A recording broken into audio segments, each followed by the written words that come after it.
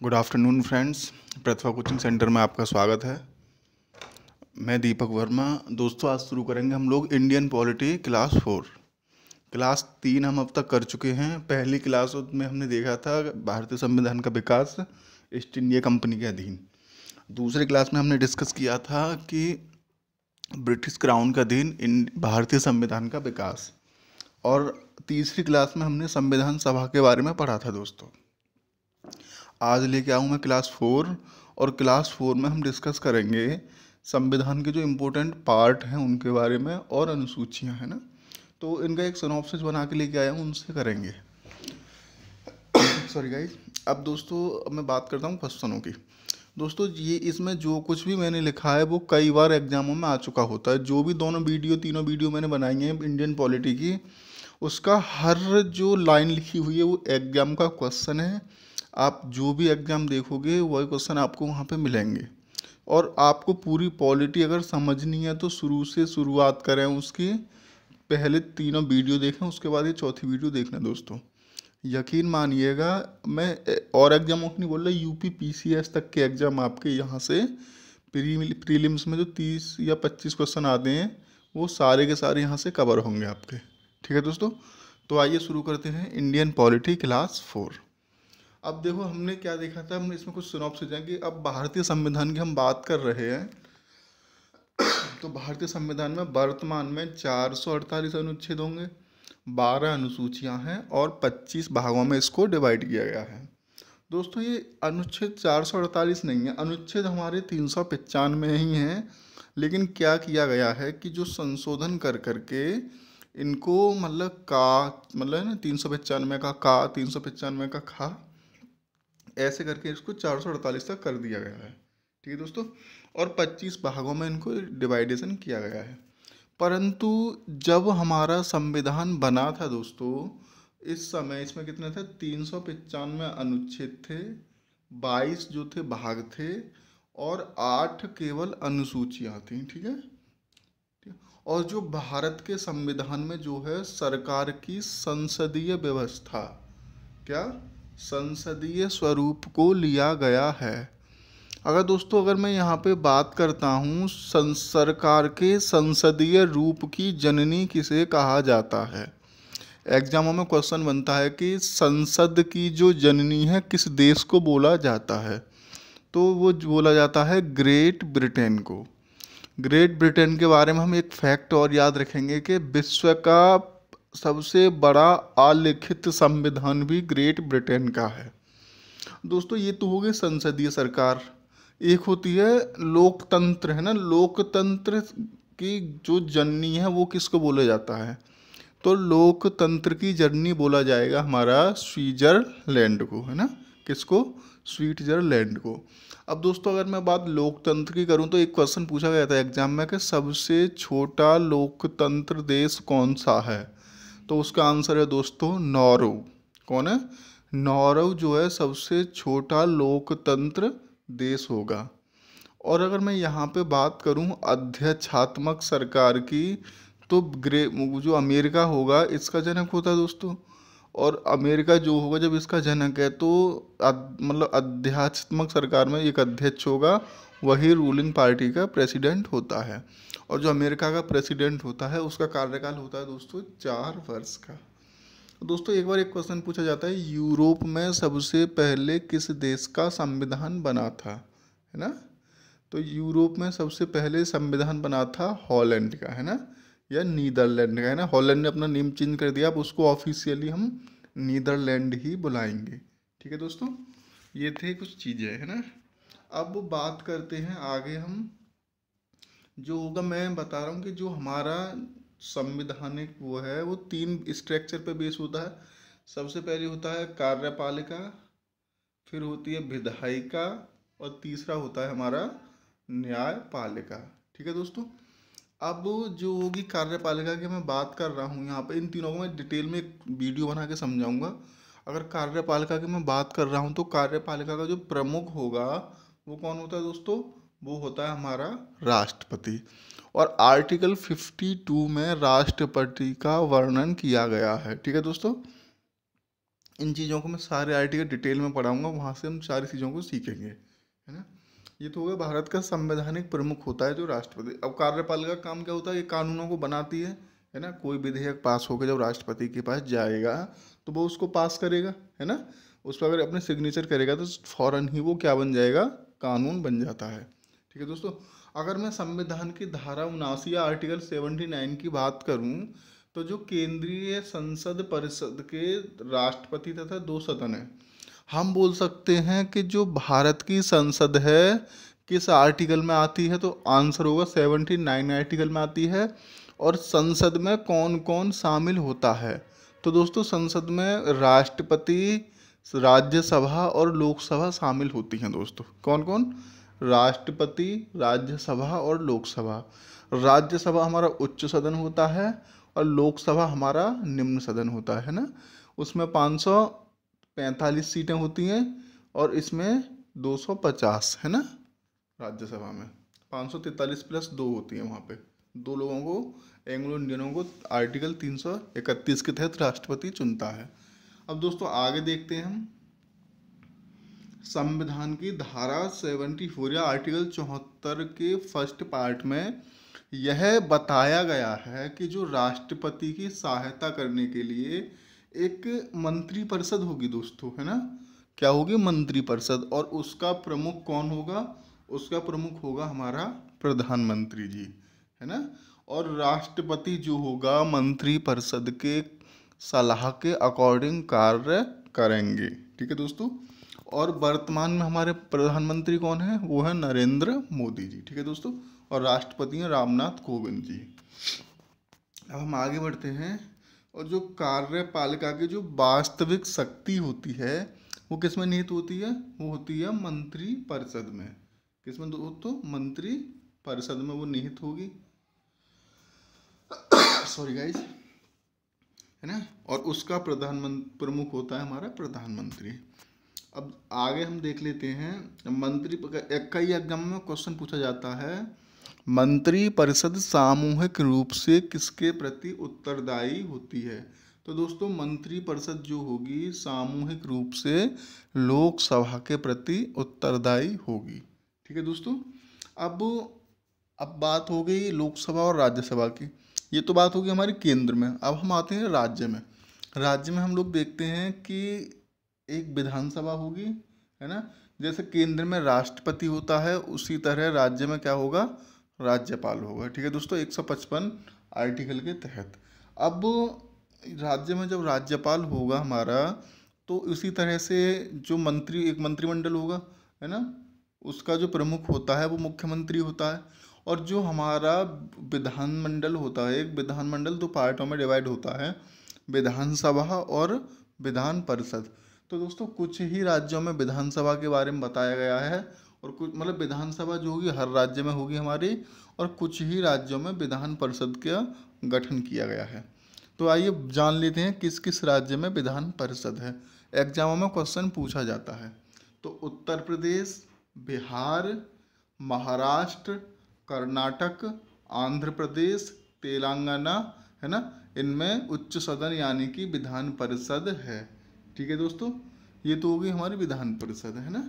विधान परिषद किस आर्टिकल में आती है, 169 दोस्तों, किसमें, 169। अब हम आगे देखते हैं, राज्यपाल राज्य का प्रमुख होता है, मैंने बताया था अभी आपको, है ना। जो राज्यपाल होगा हमारा राज्य का प्रमुख होगा। प्रत्येक राज्य का एक राज्यपाल होगा, और जिस राज्य की जो भी शक्तियां होंगी, एग्जीक्यूटिव शक्तियां जो होंगी, कार्यपालिका की जो शक्तियां होंगी, वो सारी शक्ति राज्यपाल में निहित होगी, है ना। राज्यपाल जो है एक संवैधानिक पद होता है।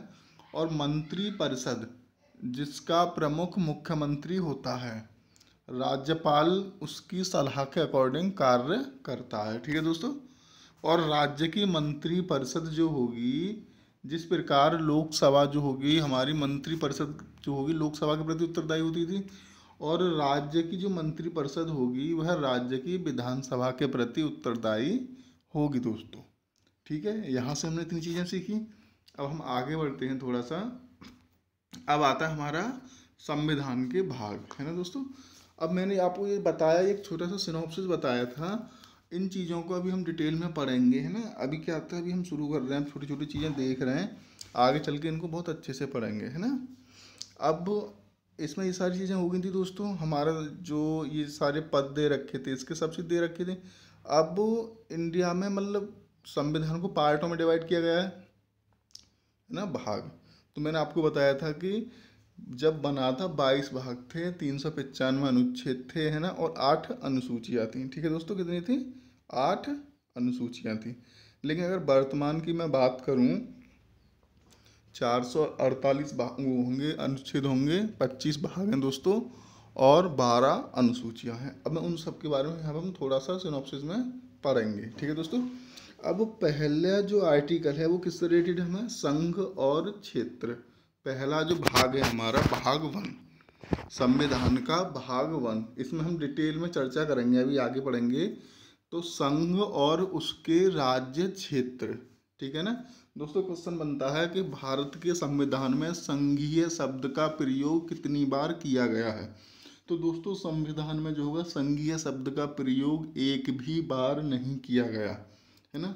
तो संघ और राज्य क्षेत्र किस आर्टिकल में आते हैं? 1 से लेकर 4 तक हम ये पढ़ेंगे।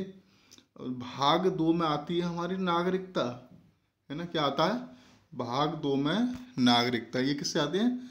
अनुच्छेद या आर्टिकल 5 से लेके 11 तक, है ना। इसमें क्या होगी? नागरिकता। जैसे 6 से पाकिस्तान से आने वाले लोग, 7 से पाकिस्तान को जाने वाले लोग, आर्टिकल 8 में विदेश को जाने वाले लोग, है ना। 9 में इसकी विधियां जो होंगी नागरिक। इस तरह से सारे आर्टिकल हम डिटेल में पढ़ेंगे दोस्तों। अब आता है सबसे इम्पोर्टेंट पार्ट, मौलिक अधिकार, है ना। ये कितने होते हैं दोस्तों? 6। पहले 7 थे, अब कितने रह गए? 6। तो ये आते हैं 12 से लेके 35 तक, ठीक है ना। आर्टिकल 12 से लेके आर्टिकल 35 तक जो हो गए हमारे मौलिक अधिकार आते हैं। अब हम आगे देखते हैं, राज्य के नीति निर्देशक तत्व, है ना। तो ये होते हैं आर्टिकल 36 से लेके आर्टिकल 51 तक। कौन से तक? आर्टिकल 36 से लेके आर्टिकल 51 तक। एक क्वेश्चन यहाँ से कई बार बनता है कि कल्याणकारी राज्य की संकल्पना किसमें की गई है? तो उसका आंसर होगा दोस्तों, राज्य के नीति निर्देशक तत्वों में कल्याणकारी राज्य की जो होगी कल्पना की गई है। ठीक है दोस्तों, ये हो गया हमारा राज्य के नीति निर्देशक तत्व। अब आर्टिकल 4 भाग 4A, भाग 4A में क्या होते हैं? मूल कर्तव्य। क्या होते हैं? मूल कर्तव्य।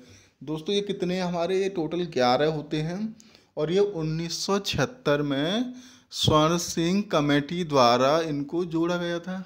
दोस्तों इसमें क्या गया था? पहले इसमें केवल 8 आर्टिकल 8 जो थे मौलिक कर्तव्य जोड़े गए थे, लेकिन 1978 में इनको जोड़ के कितना कर दिया गया था?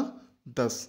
और दोस्तों 2003 86वां संविधान संशोधन, ध्यान से समझना दोस्तों, एग्जाम में कई बार क्वेश्चन पूछे गए यहाँ से। तो 86 में संविधान संशोधन 2003 द्वारा जो 11वां हमारा है शिक्षा का अधिकार, है ना, वो इसमें जोड़ा गया था। ठीक है, 6 से 14 वर्ष के बच्चों के लिए। ठीक है दोस्तों, और ये कई बार पूछा जाता है मौलिक कर्तव्य जो होते हैं हमारे किस कमेटी की अनुशंसा पर जोड़े गए थे? तो वो होती स्वर्णकार कमेटी या स्वर्ण सिंह कमेटी। अब दोस्तों बात कर लेते हैं हम संघ की। किसकी बात करते हैं? संघ। तो संघ हमारा कहाँ होगा? आर्टिकल 52 से लेके आर्टिकल 151 तक जो होगा हमारा संघ होगा। ठीक है ना। तो दोस्तों इस संघ में भी कई सारे पार्ट बन जाते हैं ना, मैं आपको बताता हूँ। जैसे पार्ट 1 बनता है कार्यपालिका, है ना। तो कार्यपालिका कहाँ से कहाँ तक है? ध्यान रखना, 52 से लेके मैं पूरा लिख नहीं पाया दोस्तों, आर्टिकल 52 से लेके आर्टिकल 78 तक जो होगा हमारी कार्यपालिका होगी। Sorry guys. और जो होगा संसद होगी दोस्तों, आर्टिकल 79 से लेके आर्टिकल 122 तक, है ना। यहाँ पे क्या होगी? संसद होगी। और जो राष्ट्रपति की जो विधायी शक्तियाँ होती हैं दोस्तों, वो किस में होती हैं? आर्टिकल 123 में। यानी कि इसके तहत जो होगा हमारा राष्ट्रपति अध्यादेश जारी कर सकता है। और दोस्तों, अगर मैंने आपको रिवाइज कराया था कि सबसे पहले अध्यादेश की शक्ति थी वो वायसराय को कब दी गई थी? 1861 में एक्ट के तहत। और जो 123वां आर्टिकल है, जिससे से जो हमारा राष्ट्रपति साहब होंगे वो अध्यादेश लाते हैं, उन्हें ये शक्ति कहाँ से मिली है? तो उनको ये शक्ति मिली है 1935 के एक्ट के तहत। ठीक है दोस्तों, ये क्वेश्चन कई बार पूछ गए, इनको आप याद रखोगे, है ना। अब हम आगे देखते हैं, आगे आता है संघ की न्यायपालिका। वो दोस्तों वो कहाँ से होती है? 124 से लेके 147 तक ये होगी हमारी, यानी कि 124 में हमारा सुप्रीम कोर्ट होगा दोस्तों, है ना। और उसके बाद आता है भारत का वो कैग, है ना, कंट्रोलर ऑडिटर ऑफ जनरल, है ना। वो 5वें पार्ट में आता है, वो 148 से लेके 151 तक। ठीक है दोस्तों, ये सारी चीज़ें हम संघ में पढ़ेंगे। उसके बाद हम बात करते हैं राज्य की। किसकी बात करते हैं? राज्य की। तो राज्य जो होगा हमारा 152 से लेकर के 237 तक होता है दोस्तों, है ना।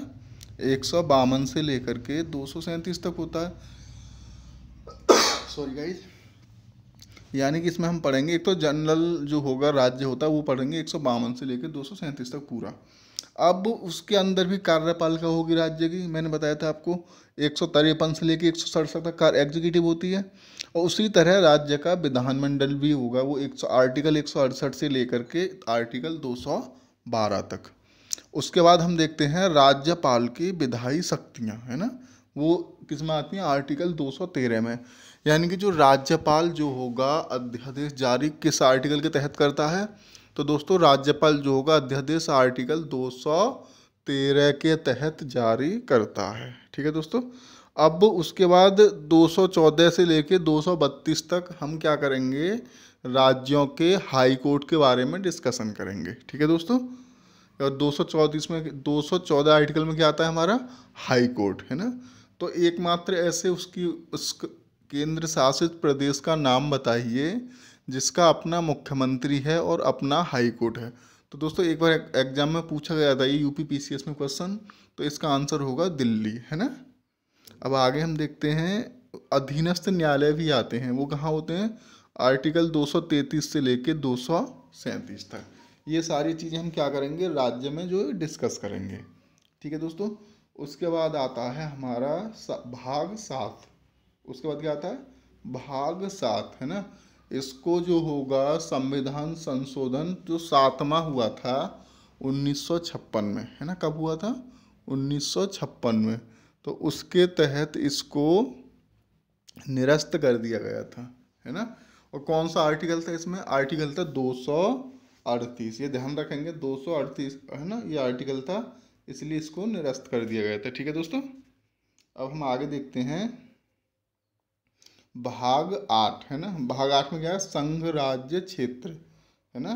यानी कि जो यूनियन टेरिटरी होते हैं वो किस में होंगे? भाग 8 में। यानी कि आर्टिकल 239 से लेकर के आर्टिकल 242 तक होंगे हमारे संघ राज्य क्षेत्र। ठीक है दोस्तों। उसके बाद हमारी पंचायत आती है ना। पंचायत 243 से लेकर के 243 ओ तक जो होंगी हमारी पंचायतें होंगी। अब इन पंचायतों की भाग 9 में दोस्तों, तो 9A, है ना। तो भाग 9A में नगर पालिकाएँ होती हैं दोस्तों, और नगर पालिकाओं में अनुच्छेद 243 से लेकर के 243 ZG तक यहाँ क्या होता है? नगर पालिका है। ठीक है दोस्तों। अब हम आगे देखते हैं भाग 10। भाग 10 में क्या पढ़ेंगे हम? अनुसूचित और जनजाति क्षेत्र, है ना। अनुसूचित जाति और अनुसूचित जनजाति, है ना। ये सारे 244 से लेकर के 244 का या 244A तक हम ये सारी चीज़ें पढ़ेंगे। किसमें? भाग 10 में। दोस्तों भाग पूछ लेता है, सीधे सीधे भाग पूछता है किस भाग में क्या दे रखा है, तो आपको ये सारी चीज़ें यहाँ पर पता होनी चाहिए। अब भाग 11 हम देखते हैं, तो उसमें दे संघ और राज्यों के बीच संबंध, है ना। भाग 11 में क्या बताया गया है? संघ और राज्यों के बीच संबंध। वो है आर्टिकल 245 से लेकर के आर्टिकल 263 तक, है ना। 245 से लेके 263 तक। इसमें क्या बताएंगे? इसमें दो तरह के संबंधों के बारे में हम डिस्कस करेंगे। कौन कौन से? एक होगा विधायी संबंध और एक होगा प्रशासनिक संबंध। ठीक है दोस्तों, जो विधायी संबंध होता है लॉ वाला 245 से लेकर 255 तक, और जो होगा दूसरा कौन सा था हमारा प्रशासनिक संबंध, वो कब से होता है 256 से लेकर के 263 तक। ये सारी चीज़ें हम यहाँ डिस्कस करेंगे। Sorry guys.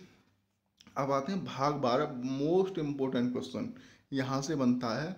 इसमें पूछता है जो वित्त होगा हमारा किस भाग में आता है। तो जो होगा वित्त, संपत्ति, संविदाएं और बाद, ये सारे जो होंगे अनुच्छेद 264 से लेकर के 301 तक आते हैं और भाग 12 में आते हैं दोस्तों। ये आप यहाँ पे याद रखेंगे। उसके बाद हम देखते हैं भाग 13 में क्या है। तो जो भारत के राज्यों के भीतर व्यापार, वाणिज्य और जो समागम है, उनका जो मीटिंग्स होती हैं, उनके बारे में इसमें हम भाग 13 में दिया गया है और हम इसमें डिटेल से यहाँ डिस्कस करेंगे। ये दिया गया है 301 से लेकर के 307 तक। ठीक है दोस्तों, ये सारी चीज़ें आपको पता होनी चाहिए। कई बार एग्जामों में ये क्वेश्चन बना है कि जो व्यापार है, मैं CGL का एग्जाम दे के आया था 2019 वाला, उसमें ये क्वेश्चन था कि जो व्यापार होगा वो किस भाग में आता है। तो आपको ये सारी चीज़ें पता होनी चाहिए। Sorry guys. अब आगे देखते हैं हम भाग 14, है ना।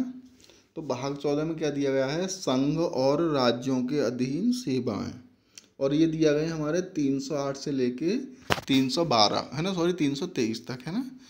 तो ये कहाँ है, ये है संघ और राज्यों के अधीन सेवाएं। UPPCS 2019 में यहाँ से एक क्वेश्चन बना था कि जो संघ वाली जो सेवाएं होती हैं वो किस आर्टिकल में आती हैं। अखिल भारतीय सेवाएं, है ना, वो आती हैं दोस्तों आर्टिकल 312, है ना, और उसको कौन निकालता है, राज्यसभा। ये क्वेश्चन 2019 के UPPCS के प्री एग्जाम में बना था यहाँ से। अब आगे देखते हैं भाग 14A, है ना, भाग 14A, इसमें दिया गया है अधिकरण, है ना। इसके बारे में हम यहाँ पे बहुत डिटेल से चर्चा करेंगे। ये अनुच्छेद 323 से लेके 323B तक। ठीक है दोस्तों, जो अधिकरण होते हैं, है ना, NGT वगैरह, ये सारी चीज़ें हम यहाँ पे डिस्कस करेंगे। अब भाग 15 में क्या होगा दोस्तों, मोस्ट इम्पोर्टेंट क्वेश्चन। भाग 15 में है निर्वाचन, है ना, 324 से लेकर के 329A तक निर्वाचन। ठीक है दोस्तों, एक क्वेश्चन बनता है कि निर्वाचन डे कब मनाया जाता है। तो निर्वाचन डे कब मनाया जाता है हमारा 25 जनवरी। ठीक है दोस्तों, आगे देखते हैं भाग 16, है ना। भाग 16 में क्या दिया गया है, कुछ वर्गों के लिए विशेष उपबंध, यानी कि आर्टिकल 330 से लेके 342 तक, वो मतलब जनजातियाँ जो हैं OBC, SC, है ना, ST, इनके बारे में यहाँ पे बताया गया है। ठीक है दोस्तों, और इसमें क्या क्या बताया गया है, जैसे कि कहाँ पे इनका राजभाषा मतलब आयोग बना था, है ना, भाषा नहीं, इसमें क्या बताया था, कहाँ पे SC आयोग बना था 338, है ना, 338 क्या में OBC आयोग, है ना, ST आयोग, सॉरी 340 में OBC आयोग। ये सारे आयोग जो बने थे यहाँ पे ये दिखाए गए हैं, है ना। इनको हम डिटेल में पढ़ेंगे जब ये पार्ट करेंगे। अब भाग 17 की बात करूँ मैं, तो भाग 17 में राजभाषा, है ना, राजभाषा 343 से लेकर 351 तक है। और मोस्ट इम्पोर्टेंट क्वेश्चन बनता है यहाँ से कि किस आर्टिकल में राजभाषा आयोग की कल्पना की गई है। तो आर्टिकल 344। और यहाँ से एक चीज़ और होती है कि वो अध्यक्ष पूछ लेता है, तो BG खैर इसके पहले अध्यक्ष थे। ठीक है दोस्तों, अब भाग 18 में हम लोग बात करेंगे। तो भाग 18 में क्या दे रखा है, भाग 18 में दे रखा है हमारे आपात उपबंध, है ना, क्या दे रखा है, आपातकालीन जो उपबंध होते हैं वो भाग 18 में दे रखे हैं। वो 352 से लेकर 360 तक। जैसे 352 में थे वो आप मतलब बाहरी आक्रमण या आंतरिक अशांति के कारण जो विद्रोह होते हैं उसमें। 356 में क्या होता है, जो राष्ट्रपति का शासन लगा दिया जाता है। और 360 में होता है हमारा वित्तीय आपातकाल। दोस्तों वित्तीय आपातकाल है तो एक भी बार नहीं लगा, और राष्ट्रीय जो आपातकाल है दोस्तों अब तक 3 बार लग चुका है ना। ये सारी चीज़ें हमको पता होनी चाहिए। और डिटेल में हम इनको पढ़ेंगे। भाग 19 में दोस्तों क्या दे रखा है, प्रकीर्ण। क्या, प्रकीर्ण। जो जो एक्रोनाइम टाइप की चीज़ें होती हैं वो सब इसमें दी जाएंगी। और ये कब दी गई है, 361 से लेके 367। आर्टिकल 361 से लेके 367 तक प्रकीर्ण के बारे में या लेखों के बारे में इसमें समझाया गया है। ठीक है दोस्तों। अब भाग 20 देखते हैं। तो भाग 20 में संविधान के संशोधन अनुच्छेद है ना 368 है ना। जो संविधान में संशोधन होंगे वो 368 में है। और ये लिए कहाँ से गए दोस्तों, साउथ अफ्रीका से। ठीक है दोस्तों। अगला क्वेश्चन देखते हैं हम लोग। भाग 21 अस्थायी संक्रमणकालीन और विशेष उपबंध है ना। अस्थायी संक्रमणकालीन और विशेष उपबंध ये दिए गए हैं अनुच्छेद 369 से लेके अनुच्छेद 392 तक। जब हम ये करेंगे भाग 21 तो इनके बारे में डिटेल से सारी चीज़ें पढ़ेंगे है ना। और जो होंगे एक्रोनाम या संक्षिप्त नाम उनका भाग 22 में। कहाँ पे, भाग 22 में उनका संक्षिप्त नाम, कहाँ से प्रारंभ, हिंदी में जो छोटे छोटे नाम होते हैं उनके शुद्ध हिंदी में जो चीज़ें लिखी जाती हैं उनके बारे में हम देखेंगे। और उनको रद्द कैसे किया गया था उनके बारे में भी हम यहाँ से पढ़ेंगे। दोस्तों ये दिया गया है 393 से लेके 395 तक। तो दोस्तों ये थे 22 भाग जो हमारे संविधान में दे रखे हैं ना। अब यहाँ इनको अभी तो हमने बस हल्की सी निगाह डाली थी, और जब कल से मैं यहाँ पे आर्टिकल शुरू करूँगा तो वहाँ साथ ही साथ टॉपिक वाइज सारे आर्टिकल शुरू करूँगा दोस्तों है ना, भाग वाइज है ना। और अब हम करेंगे, अगर आपको पसंद आए होंगे, अब कल से डिटेल में क्लासेस चलाऊँगा मैं इनकी। Sorry guys. अब हम यहाँ पे देखेंगे अनुसूचियाँ है ना, कि कौन सी अनुसूची में क्या दिया गया। तो दोस्तों जब हम संविधान बनाया था तो इसमें 22 भाग 395 अनुच्छेद और 8 अनुसूचियाँ थी, लेकिन प्रेजेंट में इसमें 12 अनुसूचियाँ हैं ना। तो 4 अनुसूची इसमें दोस्तों बढ़ गई हैं। ठीक है दोस्तों। अगर मैं अनुसूची पहली की यहाँ पे बात करता हूँ तो अनुसूची पहली में क्या होगा दोस्तों, राज्यों के नाम व उनके न्यायिक क्षेत्र है ना। राज्यों और संघ शासित क्षेत्रों की सूची, इसमें इसे बुक ऐसे भी समझ लो एक ही चीज़ होती है दोस्तों ना।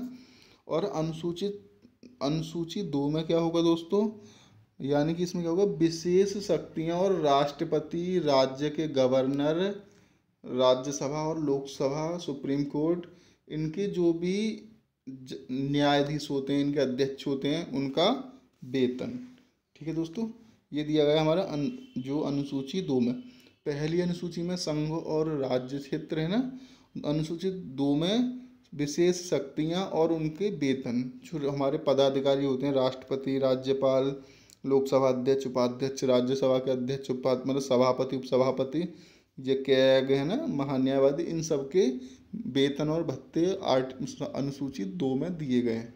अनुसूची 3 की बात करूँ मैं तो इसमें राष्ट्रपति और उपाध्यक्ष को छोड़कर सभी अधिकारों के शपथ और वादे है ना।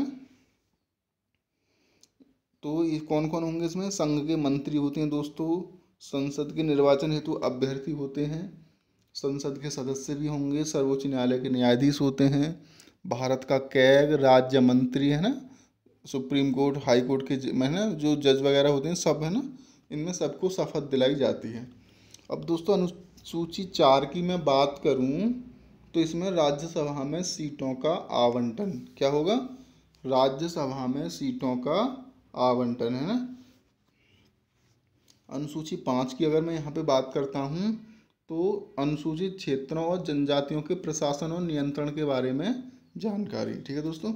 अनुसूची 6 में मैं बात करूँ, असम, मेघालय, त्रिपुरा, मिजोरम और अरुणाचल प्रदेश, ये नाम याद रखेंगे, असम, मेघालय, त्रिपुरा और मिजोरम है ना, इनके जनजातीय क्षेत्रों के प्रशासन के बारे में प्रावधान। ठीक है दोस्तों।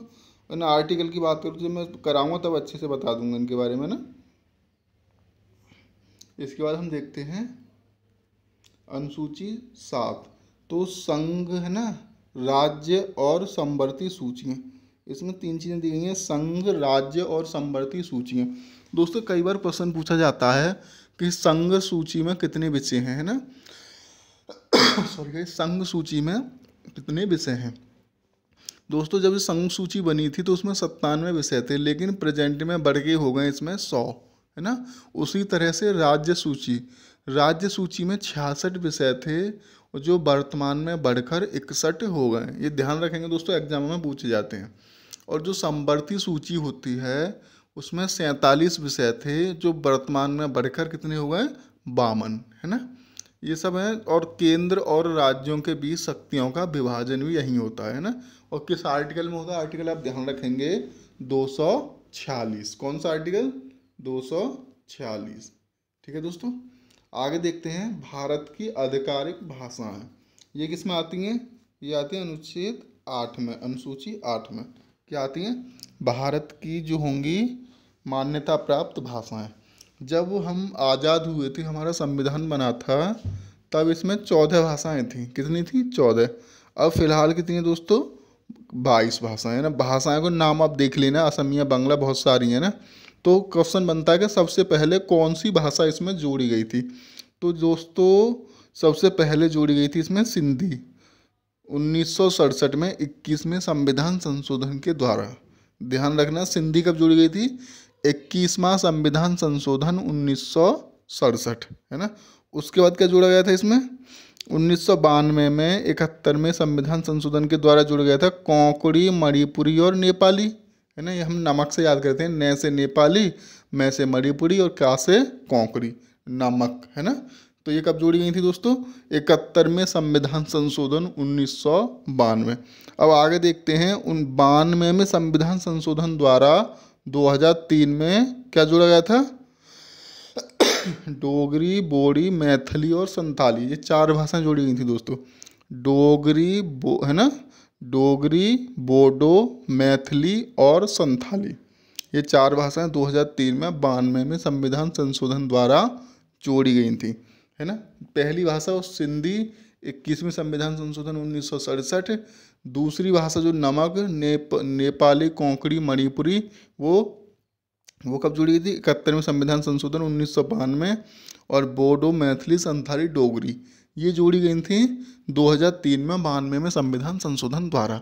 दोस्तों यहाँ से ये क्वेश्चन कई बार पूछे गए हैं, है ना, इसलिए मैं बार बार यहाँ पर रिपीट करा रहा हूँ। अब देखो अनुसूची 9 आती है दोस्तों, कौन सी, अनुसूची 9। तो अनुसूची 9 में क्या है, भूमि, कार्यकाल, भूमि कार्य, रेलवे, उद्योग, इनसे जो भूमि अधिग्रहण से संबंधित जो भी कार्य होंगे वो हम यहाँ पर डिस्कस करेंगे। ठीक है दोस्तों, सॉरी गाइस, है ना। ये होगी 9वीं अनुसूची में, है। इसको कब जोड़ा गया था, पहला संविधान संशोधन 1951 द्वारा 9वीं अनुसूची को दोस्तों जोड़ा गया था। ठीक है। और 2007 में सुप्रीम कोर्ट ने ये निर्णय दिया था इसके बारे में कि 1975 के बाद जो भी कानून होंगी उनकी न्यायिक समीक्षा की जा सकती है। ठीक है दोस्तों। अब 10वीं अनुसूची बहुत फेवरेट है, कौन सी है, दल बदल कानून से। कौन सा, दल बदल कानून से, है ना। संसद सदस्यों और राज्य विधानमंडलों के सदस्यों के लिए विरोधी दोष प्रावधान, यानी कि इनके लिए दल बदल कानून से संबंधित है। ये कब जोड़ा गया था, 52 में संविधान संशोधन 1985 द्वारा इस सूची को जोड़ा गया था दोस्तों, है ना। इसे दल बदल विरोधी कानून भी कहा जाता है। अब अनुसूची 11 की मैं बात करूं तो इसमें क्या है, पंचायती राज। अनुसूची 11 में क्या कहा है दोस्तों, पंचायती राज। दोस्तों कई बार पूछा जाता है कि इसमें कितने विषय हैं, जो पंचायत होती हैं, पंचायत में विषय कितने हैं, 29 विषय हैं। इसमें कितने, 29, है ना। पंचायत में कितने विषय हैं, 29। और जो होगा इस अनुसूची को 73वें संविधान संशोधन द्वारा 1992 में जोड़ा गया। कब, 73वें संविधान संशोधन द्वारा 1992 में। ठीक है दोस्तों। अब बात करें 11वें अनुसूची की, तो ये तो होगी। अब 12वें की बात करें तो नगर निगम के प्रावधान, क्या दे रखे हैं इसमें, नगर निगम के प्रावधान। ये किसमें है, अनुसूची 12 में। इसमें मैं बात करूं तो नगर निगम में विषय कितनी, इसमें 18 विषय हैं। और इस अनुसूची को 74वें संविधान संशोधन 1992 द्वारा जोड़ा गया था दोस्तों, है ना। 243 आर्टिकल में सारी चीज़ें आती हैं। तो दोस्तों ये थी हमारी आज की पॉलिटी की क्लास 4। उम्मीद है आपको पसंद आएगी। अगर पसंद आए तो शेयर करें, सब्सक्राइब करें। ठीक है दोस्तों, धन्यवाद। और इसे देखने से पहले पहले की तीनों क्लासेस देख लें, पूरी पॉलिटी आपकी कवर होगी दोस्तों। ठीक है दोस्तों, धन्यवाद।